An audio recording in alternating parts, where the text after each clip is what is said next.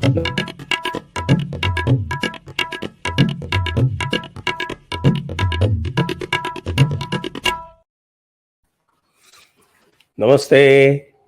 मैं हूं संजय दीक्षित और आप देख रहे हैं दी जयपुर डायलॉग्स। जब फ्रीडम ऑफ एक्सप्रेशन की बात ममता दीदी के सानिध्य में हो तो एक बड़ी विचित्र सी अनुभूति होती है। ऐसा लगता है कि हम कहाँ खड़े हैं, क्या बात कर रहे हैं, जो भी यहाँ पर बात हो रही है वो सच है या कोई कल्पना है। यानी कि फ्रीडम ऑफ एक्सप्रेशन ममता दीदी, और ममता दीदी जो है वहीं पर उन अमिताभ बच्चन को फ्रीडम ऑफ एक्सप्रेशन की बात करने के लिए उनको भारत रत्न से नवाजे जाने की बात करती। और तो और वहां पर महेश भट्ट भी इस पर व्याख्यान देते हैं, और हमारा बेशरम शाहरुख खान, वो हकला, वो वहां पर खड़े होकर पॉजिटिविटी की बात करता है। यानी कि आप ये समझिए कि बॉलीवुड का जो बायकॉट का कॉल लगातार हम लोग देते रहते हैं और चलाते रहते हैं, इन खान ब्रदर्स को टारगेट करते रहते हैं, क्योंकि इन्होंने अपनी मदांधता और अपनी मतांधता यानी कि अपने मजहब का जो एक नैरेटिव चलवाया है बॉलीवुड के माध्यम से, और जिसको अब लोग समझ गए हैं, लोग समझ के उसका प्रतिकार करने लगे, उस पर प्रतिक्रिया देने लगे। उसका इन पर बहुत गहरा असर पड़ा है। लेकिन बहुत सारे लोगों को अमिताभ बच्चन से आशा नहीं होगी कि अमिताभ बच्चन भी बेशरम बनके बेशरम रंग के साथ में खड़े हो जाएंगे। और तो और दक्षिण की फिल्मों के ऊपर कटाक्ष करेंगे। वे दक्षिण की फिल्में जो इस समय पूरा भारत न केवल देख रहा है अपितु सराह भी रहा है, और उनको पूरी तरह से सफल बना रहा है।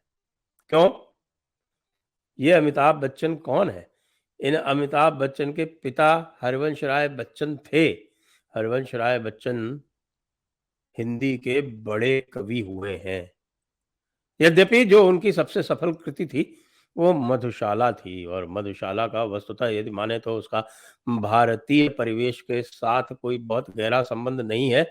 लेकिन फिर भी हरिवंश राय बच्चन को हिंदी दर्शकों ने, हिंदी श्रोताओं ने, हिंदी पाठकों ने हाथों हाथ रखा। उनके 2 विवाह हुए। पहली विवाह हरिवंश राय बच्चन का हुआ तो वे निसंतान, उनकी शांति हो गई। दूसरा विवाह तेजी बच्चन से हुआ, जो कि गांधी परिवार के अत्यंत नजदीकी थी। तो गांधी परिवार की निकटता का लाभ अमिताभ बच्चन को मिलना ही था, सो मिला। और अमिताभ बच्चन ने कुछ उस समय के इस प्रकार के हालात थे कि उनकी जो एक पर्सनालिटी उस समय एंग्री हीरो वाली जो बनाई गई या जो बनी, वो उस समय हिट हो गई, तो वो सुपरस्टार हो गए। सुपरस्टार होने के बाद फिर अपने आप को सुपर समझने लगे, बाद में फ्लॉप हो गए। जैसे-जैसे उनकी उम्र बढ़ी, क्योंकि आपको ध्यान होगा कि जब वो स्टार बने थे तो उस समय उनकी उम्र 30 साल को क्रॉस कर चुकी थी पहले ही। तो लगभग 10-15 वर्ष का उनका एक आयाम रहा, एक उनका युग रहा, और उस युग में वे बिल्कुल पूरी तरह से छाए हुए थे। लेकिन उनके साथ में काम करने वाले, यानी जो प्रख्यात जोड़ी है, जो जिसको कहा जाता है कि उन्होंने अमिताभ बच्चन को अमिताभ बच्चन बनाया, उसके एक लेखक से मेरा व्यक्तिगत संवाद हुआ, और उन्होंने उस व्यक्तिगत संवाद में जो कहा वो मैं आपको बिल्कुल बिना लाग लपेट के, बिना कुछ जोड़े घटाए बोल देता हूं। और उन्होंने कहा था कि अमिताभ बच्चन एक्सपोर्ट क्वालिटी का कमीना है।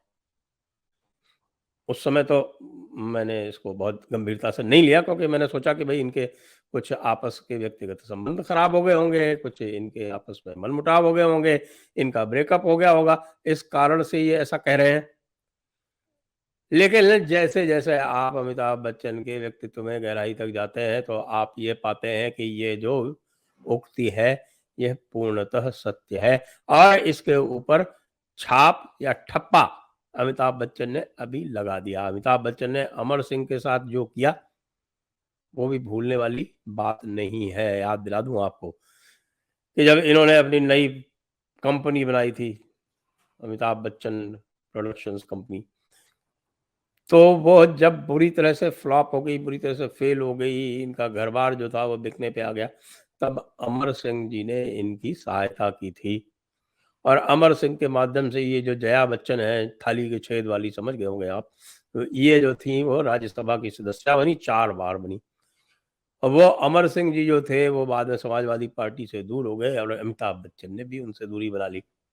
अमिताभ बच्चन ये बिल्कुल भूल गए कि जब वह इस स्थिति में थे कि टुकड़े-टुकड़े के लिए मोहताज हो गए थे, तब अमर सिंह जी ने ही उनकी सहायता की थी। इसीलिए मैं अब उस बात को सही मानने लगा हूँ कि ये एक्सपोर्ट क्वालिटी का कमीना है और उसी थाली में छेद करता है, यानी कि जो भारतीय समाज जिसने अमिताभ बच्चन को अमिताभ बच्चन बनाया, उसकी थाली में अमिताभ बच्चन उन खान ब्रदर्स के साथ मिलकर छेद कर रहा है, क्योंकि इसको ये लगता है कि खान ब्रदर्स यदि उससे रुष्ट हो गए तो उसको और उसके परिवार को आगे काम मिलना कठिन हो जाएगा। तो केवल अपने एक छोटे से निहित स्वार्थ के लिए वो इस तरह की बातें करता है। और वो बेशर्म रंग, उसके बारे में आपको क्या बताऊँ? अब यह बिल्कुल स्पष्ट होता जा रहा है कि ये जो बेशर्म रंग जो बताया गया, आप यदि उस गीत के पिक्चराइज़ेशन को देखें तो उसमें वो भगवा रंग बहुत अधिक नहीं दिखाई पड़ता है। यदि आप बिना बताए हुए उसको देखेंगे तो हो सकता है आप उसको मिस भी कर जाएँ। लेकिन उसका जो पूरा का पूरा जो प्रोपेगेंडा हुआ है, जो उसकी पूरी पब्लिसिटी हुई है, जो उसका प्रोमो मटीरियल है, उस सारे प्रोमो मटीरियल में आपको वो भगवा रंग ही दिखाई पड़ता है और बेशर्म रंग लिखा हुआ दिखाई पड़ता है। तो सीधी-सीधी बात है, ये और कुछ नहीं है, ये वही टेम्पलेट है, बिल्कुल वही टेम्पलेट है, जो नूपुर शर्मा के समय में प्ले आउट की गई थी। यानी क्या टेम्पलेट है? ये इस्लामियों का बहुत पुराना जाँचा-परखा नुस्खा है और यह जाँचा-परखा नुस्खा ये है कि पहले तो हिंदुओं पे किसी सेंसिटिव पॉइंट को लेकर उनको प्रोवोक करो। अच्छा, आजकल जो है वो हिंदू इस बारे में बहुत चैतन्यशील भी है। वो लगातार देखते रहते हैं कि कहाँ हमारे ऊपर जो है वो चुपके-चुपके या फिर प्रकारांतर से वार किया जा रहा है कि किस तरह से कोई हमारे किसी परंपरा की, कि हमारे किसी आस्था की, किसी की उसके ऊपर चोट पहुँचाने का प्रयास किया जा रहा है या उसका मज़ाक या मखौल उड़ाने का प्रयास किया जा रहा है। ये तुरंत समझ जाते हैं, सोशल मीडिया का युग है और मुखर भी हो जाते हैं। तो ऐसे समय में बेशर्म रंग और भगवा को करके उसके जो प्रोमो बना के चारों तरफ बताए गए हैं, वो बिल्कुल वही नूपुर शर्मा वाली टेम्पलेट है, जिस प्रकार से नूपुर शर्मा को पहले इन्होंने प्रोवोक किया। वो तस्लीम रहमानी, याद है आपको कि उसने कैसे शिवलिंग को लेके किस प्रकार से नूपुर शर्मा को प्रोवोक किया। नूपुर शर्मा प्रोवोक हो गई और नूपुर शर्मा को प्रोवोक करने के बाद में फिर उन्होंने तौहीन, तौहीन, गुस्ताखी, ये गुस्ताखी और तौहीन के नारे आपको पता है कि इस्लाम में बिल्कुल रामबाण की तरह चलते हैं और उस रामबाण का सहारा लेते हुए उन्होंने पूरे भारत में दंगों का माहौल बना दिया और कई लोगों की हत्या कर डाली। एक आतंक का माहौल क्रिएट कर दिया। ये जो बेशर्म रंग वाला जो गाना है और इसका जो प्रोमो है, इसका सीधा-सीधा उद्देश्य यही है कि हिंदू इस पर प्रतिक्रिया दें, हिंदू इसको प्रतिक्रिया देके फिर वो उसका जो है वापस जो रंग हमारे भाई लोगों को प्रिय है उसका वो मज़ाक उड़ाएँ और जब उसका वो मज़ाक उड़ाएँगे तो भाई लोग जो हैं, वो एक अलग तरह के फ़ोबिया के शिकार होते हैं वैसे भी। इसके बारे में हम अभी कुछ दिनों में बात करेंगे। उस फोबिया का नाम है गेलोटोफोबिया, यानी गेलोटोफोबिया का मतलब होता है fear of being laughed eight. तो ये इस प्रकार की हीन भावना से ग्रसित रहते हैं। इनको यही लगता है कि पूरी दुनिया सदैव हमारे ऊपर हँस रही है, और उस हीन भावना से क्यों ग्रसित रहते हैं? क्योंकि काम ही सारे के सारे ऐसे होते हैं जो हँसने योग्य होते हैं, और उसको रोकने के लिए इनके पास दीवार है, इनके पास अस्त्र है, वो है गुस्ताखी और तौहीन का, कि देखिए हमारी बात की किसी चीज़ की, हमारे किताब की गुस्ताखी कर दी, या हमारे ईमान की गुस्ताखी कर दी, या हमारे रसूल की गुस्ताखी कर दी, और उसको लेके चारों तरफ दंगों का माहौल बना दिया जाए। तो शाहरुख खान का यह जो कार्य है, जो डायरेक्टर का, पठान के डायरेक्टर का ये जो कार्य है, कि पहले तो उस मूवी का नाम पठान रखना, उस मूवी में ऐसा कुछ नहीं था जिसके लिए उसका नाम पठान रखा जाता। वो सीधी-सादी एक बदले की स्टोरी है। एक बदला ले रहा है, नायक किसी चीज़ का बदला ले रहा है, उसमें पठान लाना क्यों आवश्यक था? पठान को ग्लोरीफाई करना क्यों आवश्यक था? भारत कोई पठानों का देश है क्या? पठानों को ग्लोरीफाई करना है तो अफ़गानिस्तान में करो जाके, जहाँ फ़िल्म दिखा भी नहीं सकते। शाहरुख खान की कहीं फ़िल्म कहीं स्क्रीन हो जाए, वहाँ पे तो जो फ़िल्म स्क्रीन करेगा, उसको तालिबान वाले एग्ज़ीक्यूट कर देंगे, फांसी की सज़ा दे देंगे, नहीं तो उसको पत्थर से मार-मार के ख़त्म कर देंगे। ऐसी जगह के प्रतीक के बारे में पठान, साथ में बेशर्म रंग बना के भगवा को प्रदर्शित करना, ये पूरी तरह से एक षड्यंत्र है, भारत के विरुद्ध दंगे कराने का षड्यंत्र है।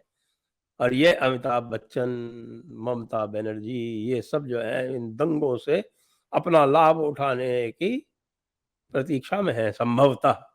ये मैं पक्का तो नहीं कह सकता। ये ममता दी तो आप जानते हैं, ममता दी तो कोई भी कार्य ऐसा हो जो हिंदुओं के विरोध में हो, तो वो तो स्वयं आराम से खड़े होके कुछ भी बोलती रहती हैं, उसका उन्हें पता नहीं, उसके बारे में ध्यान हो भी ना हो कि ये इनका जो है लार्जर प्लान क्या है। लेकिन इनका जो लार्जर प्लान है इस बॉलीवुड फ़िल्म इंडस्ट्री का, क्योंकि बॉलीवुड फ़िल्म इंडस्ट्री इस समय बहुत बुरी तरह से पिटी हुई है। सनातन समाज ने, भारतीय समाज ने, हिंदुओं ने उसको बुरी तरह से उसको आईना दिखा दिया है, उसकी औकात बता दी है, और उसकी औकात बताने के बाद में अब यह उसका बदला है। अब वो ये दंगा कराने पर आ गई है। इसलिए जो कुछ भी अमिताभ बच्चन ने कहा, शाहरुख खान ने कहा, महेश भट्ट ने कहा, उसको आप एक सामान्य घटना न मानें। यह पूरा का पूरा प्रायोजित कार्य है, यह पूरी की पूरी योजना है। इस योजना का ध्यान रखें और इनके चक्कर में ना आएँ। जय हिंद, वंदे मातरम।